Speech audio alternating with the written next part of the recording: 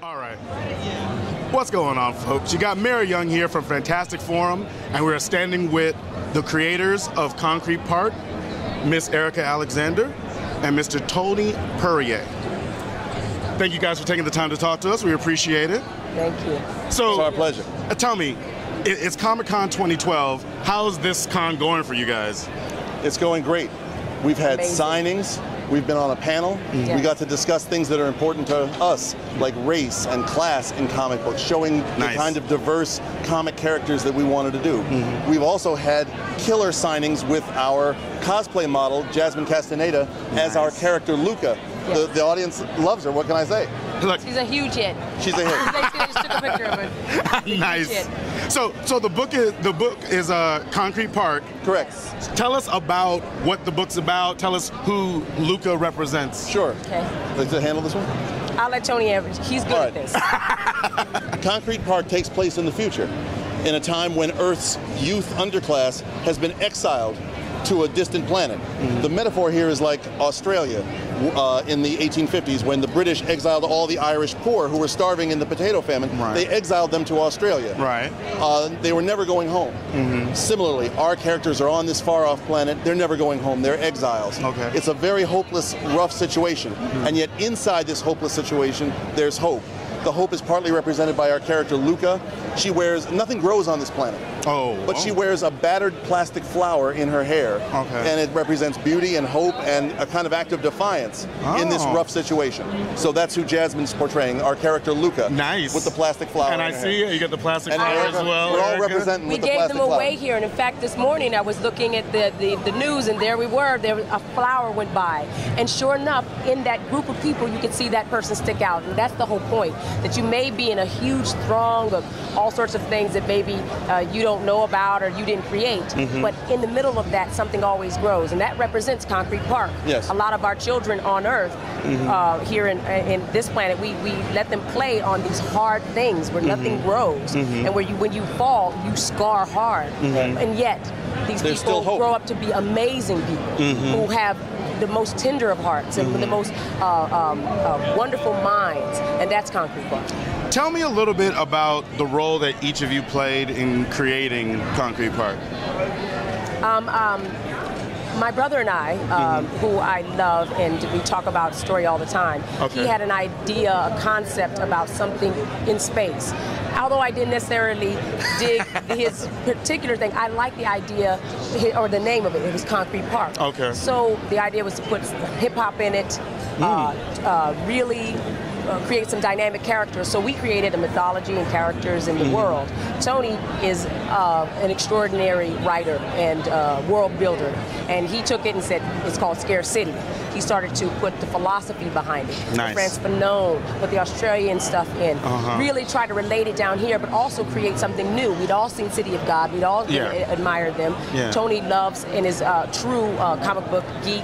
From Puryear, he's worked with Stan Lee, he's worked for some of the biggest filmmakers in our time, from Oliver Stone to Mel Gibson and Schwarzenegger. So to get somebody of his caliber, he may be my husband, it doesn't mean he would be sparked to this. He sparked to the idea because he thought, this is a big world, and I do my best work in big worlds. And that's how Concrete Park was born between us all. Nice. Tell me a little bit about the art design of the whole thing. Like, how did you decide what the look and what the feel of Concrete Park would be? That's a good question. It's a planet where it's hot. There's 2 suns. The daily cycle is 32 hours, not 24 hours. There are 8 days a week, including 2 Saturday nights.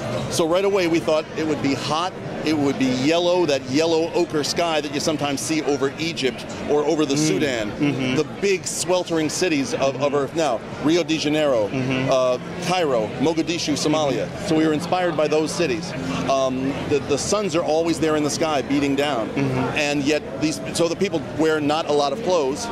That's nice, but but you know, but everything That's true. But the look of the planet, everything is secondhand. This is all secondhand stuff from Earth. It's makeshift. The cast-off, makeshift. Yeah. Tin huts nailed together. You know, it's there's nothing new or original on this planet. Gotcha. As we say, nothing grows. There won't be any children on this planet. There won't be so much as a leaf of grass. So it's a kind of a bleak look, but within that we're trying to make something beautiful too. Jasmine, talk to us a little bit about what it's been like here at Comic-Con portraying Luca.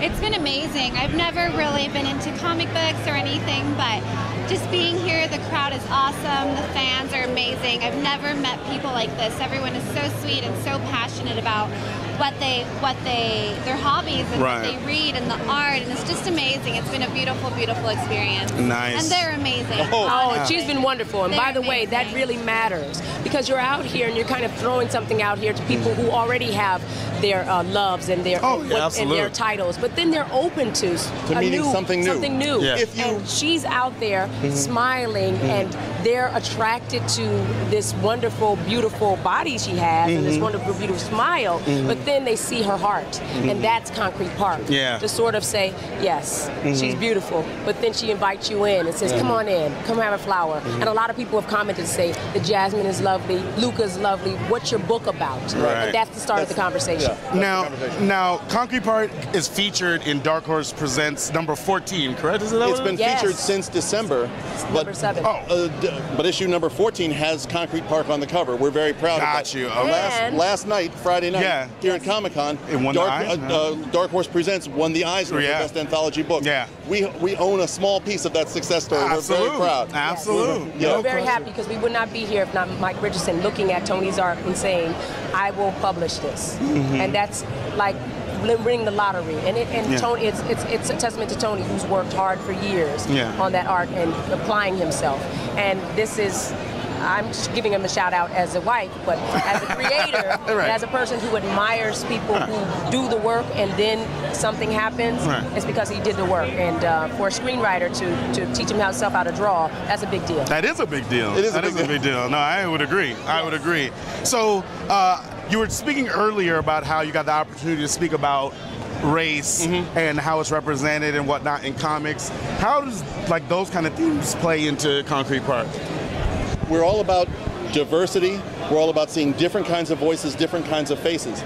It's very important to me that there's different languages spoken in this comic. We provide a glossary online of all the language, but for instance, the money's called Patty, because in India it's called Harry Patty. And you know, so there's Indian slang, there's Chinese slang. You're going to hear a lot of Spanish spoken on this planet because there's a lot of Spanish-speaking folks. You're going to hear Brazilian Portuguese, and the slang all mingles like that. And you're going to hear lots and lots of mixed up music. And you're going to hear it from people who you don't expect to be speaking those languages. We wanted a world that we think that we see right now that's not represented on mainstream television, but is or in comics, creeping into everything.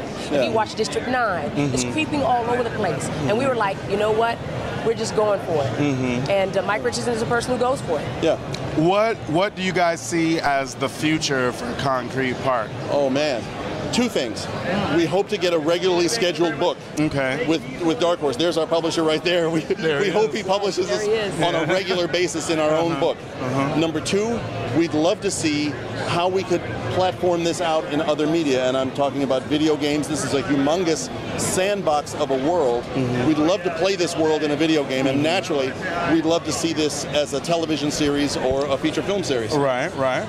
Cool. Yes. That's awesome. And so you guys definitely have stories and places to go if it does become an ongoing series. It's a big world. It's a big world. Like, we compare ourselves to the world of The Walking Dead, this huge TV series, you know, that is endlessly extendable. But B, a thing that inspires us is George Martin's Game of Thrones on HBO with the different kingdoms, and every time you think you've sussed this world out, there's so much more. And it's a story-making machine. I'm a storyteller. The camera pulls out and you get the next piece. And we'd like to thank all our fans, because even right now we have people who've adopted us in our first year one out there. The year one followers are tough. They keep encouraging us and say, please keep going, and have bought the comics. Thank you so much, and thank you for your comments, and thank you for going online and liking us.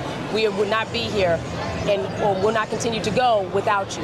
So thank you. Absolutely. And thank you to Lawrence. Yeah, absolutely. Thank you to everyone out there. Final question. Sum up Comic-Con, each of you, sum up Comic-Con 2012 in one word for me. Excited. Excited, okay. Advil. Advil. I love it. Jasmine? Crowded. Crowded. Excited, Advil, crowded. That works. That's what you need to enjoy. Ladies and gentlemen, it's Tony Puryear, Erika Alexander, and the lovely Jasmine. Thank you. Bye. Bye-bye.